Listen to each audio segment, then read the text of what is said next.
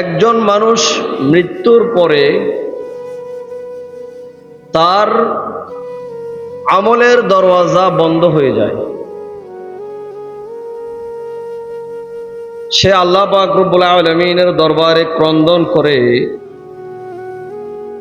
হে বারেক ইলাহি, আমাকে আপনি 60, 70, 80 বছর হায়াত দিয়েছেন, আমি আমার ভুল বুঝতে পারিনি। আজকে আমি আমার ভুল বুঝতে পেরেছি। আমাকে আপনি একটি বছরের জন্য সুযোগ দিন, একটি মাসের জন্য সুযোগ দিন, একটি সপ্তাহের জন্য সুযোগ দিন, একটা দিনের জন্য সুযোগ দিন, এক ওয়াক্ত নামাজের জন্য সুযোগ দিন, একটা সিজদার জন্য সুযোগ দিন। আমি এমনভাবে আল্লাহ আপনার ইবাদত করব, আপনি আমার উপর সন্তুষ্ট হয়ে যাবেন। আল্লাহ পাক রব্বুল আলামিন ডাক দিয়ে বলে, বান্দা, তোমার আমলনামার দরওয়াজা বন্ধ হয়েছে।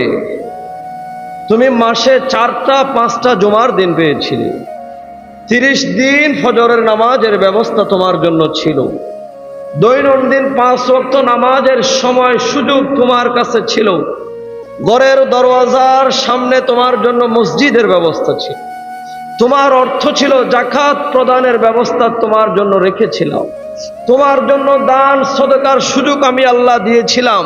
কিন্তু আমি জানি মৃত্যুর পরে তোমাকে যদি আবার দুনিয়ার মধ্যে প্রেরণ করা হয়, তুমি দুনিয়ার সব কিছু ভুলে আমি আল্লাহর ইবাদত করবে।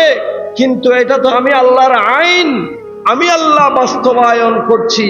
তোমাকে একবার দুনিয়া থেকে কবরে এনেছি, এই নিঃশ্বাস ফিরিয়ে দিয়ে আবার দুনিয়াতে পাঠানোর কোনো ব্যবস্থা আমি আল্লাহ রাখি নাই। বড় করে বলুন সুবহানাল্লাহ।